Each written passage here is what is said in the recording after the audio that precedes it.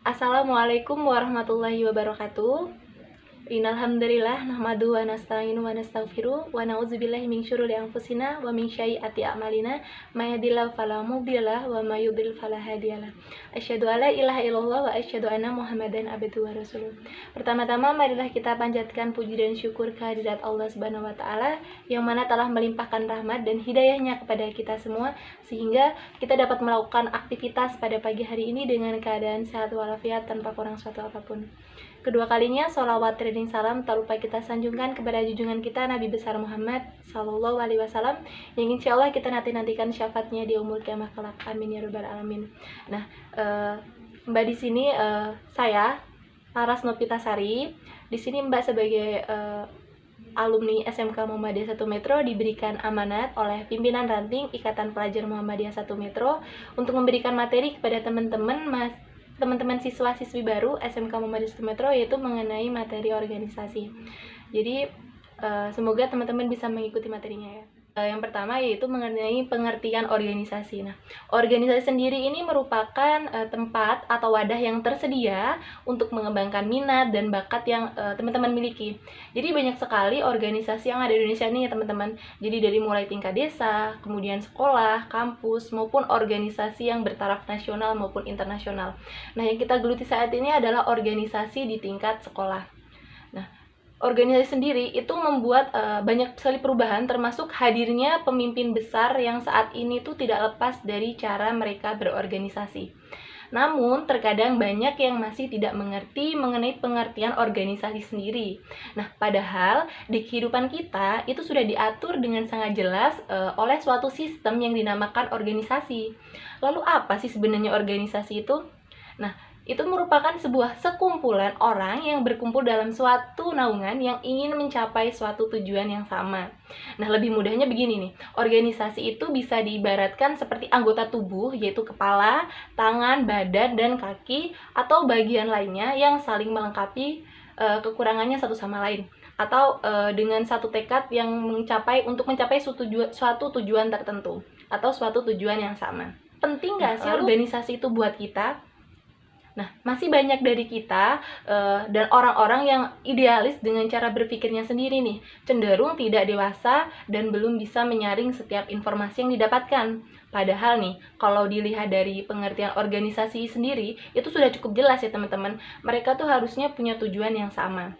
Nah, dari organisasi tersebut itu mengajarkan kita untuk menganalisa semua kejadian, mulai dari kita itu mengenai pentingnya organisasi sendiri, jadi dan menambah teman, kemudian menambah pengalaman, dan yang diajarkan untuk diteliti dan kritis dalam menilai sesuatu agar tidak terjadi kesalahan di kemudian hari.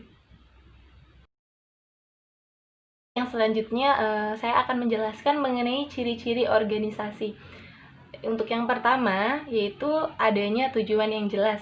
Jadi tanpa adanya tujuan yang jelas, akan-akan organisasi itu mengambang, serta akan tenggelam di telan keadaan yang selalu berusaha untuk menghancurkan organisasi itu sendiri.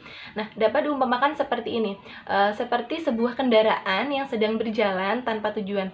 Pada akhirnya, bahan bakar kendaraan tersebut itu akan habis nih, dan kendaraan tersebut akan mogok di tengah jalan. Nah, seperti itu organisasi kalau misalkan tidak ada tujuan nih.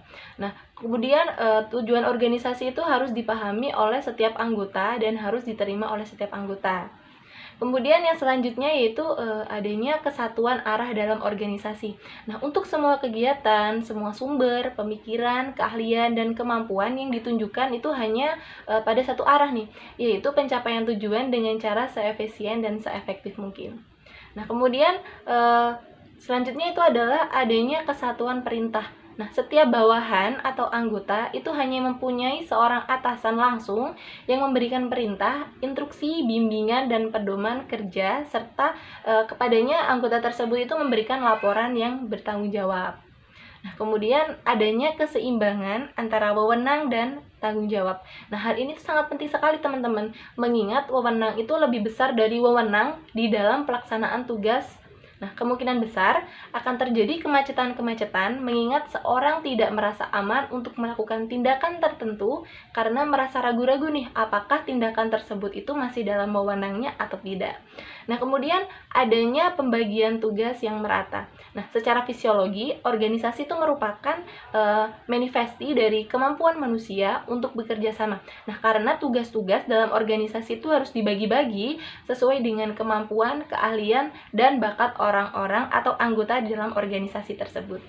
Nah, kemudian ciri-ciri selanjutnya adalah struktur organisasi yang sesederhana mungkin. Nah, pola dasar organisasi yang disusun sesuai dengan kebutuhan dan didasarkan pada hubungan-hubungan yang sederhana dan jelas. Nah, kemudian pola dasar organisasi harus mantap. Gimana nih? Nah, pola dasar organisasi ini disusun haruslah merupakan pola yang mampu untuk menghadapi berbagai macam situasi. Jadi, pola dasar organisasi itu haruslah fleksibel. Dalam arti kata seperti ini, mampu mengadakan penyesuaian tanpa mengadakan perubahan yang cukup mendasar. Nah, kemudian adanya jaminan jabatan. Nah, jaminan jabatan ini seperti kelompok pimpinan ini tidak boleh memperlakukan bawahannya dengan cara yang tidak wajar atau semaunya sendiri nih. Jadi pimpinan tuh nggak boleh bawahannya gimana ya, semena-mena gitu, misalkan perintah ke bawahannya itu semena-mena gitu. Nah, kemudian ada koordinasi yang baik antara pimpinan dan anggotanya. Terkadang kita sudah masuk di dalam organisasi, kita akan lupa nih apa tujuan awal kita masuk ke organisasi. Jadi terkadang kita bertindak masa bodoh dengan apa yang terjadi di dalam organisasi. Nah, akibatnya apa? Akibatnya tentu saja banyak orang yang tumbang sebelum waktu organisasi tersebut selesai. Nah, orang-orang tersebut ini belum merasakan nih nikmatnya proses yang dialami ketika masuk organisasi. Nah, bagi teman-teman yang baru memulai untuk berorganisasi, jangan takut karena di sini Mbak akan berikan cara atau solusi nih gimana cara sukses teman-teman di sini bisa masuk organisasi. Untuk cara yang pertama yaitu kerja keras di dalam organisasi. Nah, kita nih dituntut untuk bekerja keras. Nah, dalam hal apa? Tentu saja dalam segala hal. Apapun yang sudah menjadi tanggung jawab teman-teman dalam organisasi, itu harus menjadi bagian dari kehidupan teman-teman sendiri. Nah, karena ketika dalam berorganisasi, resiko yang dapat kita dapatkan atau harus diterima itu tanpa keluh kesah. Karena kerja keras itu merupakan kunci sukses ketika kita sudah masuk di dalam organisasi. Untuk cara yang kedua, atau tips yang kedua yaitu pantang menyerah. Nah, bagi kita yang sudah bergelut dalam organisasi cukup lama, sudah pasti tidak heran nih dengan cara yaitu pantang menyerah dalam organisasi. Karena itu merupakan suatu hal yang cukup wajib ya bagi kita teman-teman dalam organisasi. Nah, apapun yang kita hadapi dalam organisasi tidaklah mudah ya.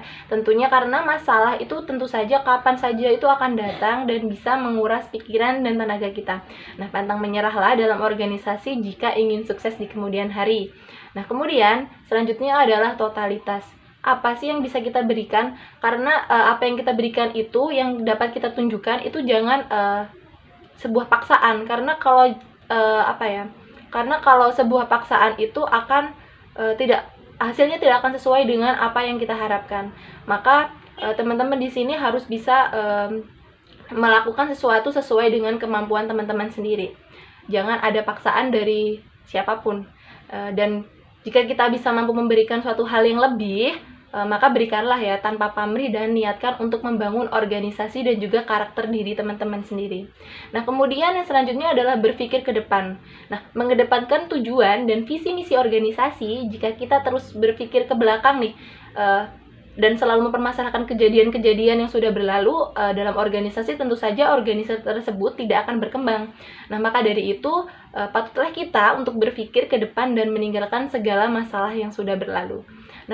Kemudian selanjutnya adalah mempunyai semangat juang. Nah, tanpa memiliki semangat juang, untuk apa nih kita bergabung dalam suatu organisasi? Nah, banyak sekali nih orang pinter, namun mereka ini tidak memiliki semangat. Hingga akhirnya nih tumbang sebelum memulai. Nah, tapi juga banyak orang yang tidak berkompeten namun memiliki semangat. Nah, mungkin saja di kemudian hari mereka akan berkembang dalam organisasi. Nah, karenanya nih timbulkah sebuah semangat juang dalam organisasi itu sendiri, karena itu suatu yang sangat penting gitu. Kemudian yang selanjutnya berdoa dan beribadah. Ini merupakan hal yang terakhir ya, yang sangat penting untuk kita jalankan, karena usaha yang sudah kita lakukan sesuai dengan proses yang telah dijelaskan, tanpa berdoa dan beribadah, semuanya nih akan sia-sia dan gak ada gunanya nih. Karena puncak dari kesuksesan semua pada akhirnya itu diserahkan sama yang di atas. Karena jika kita melupakan siapa yang menciptakan kita, maka akan sulit bagi kita untuk menggapai kesuksesan yang diinginkan. Nah, di dalam organisasi kita akan kehilangan semua perasaan itu nih, akan menghilangkan semua perasaan-perasaan yang bisa menggoyahkan kita untuk keluar di organisasi. Yang ada hanya semangat dan jiwa pantang menyerah dengan satu tujuan yang sama. Itu tadi materi yang udah Mbak sampaikan ke teman-teman semua. Semoga bermanfaat. Kurang lebihnya Mbak mohon maaf.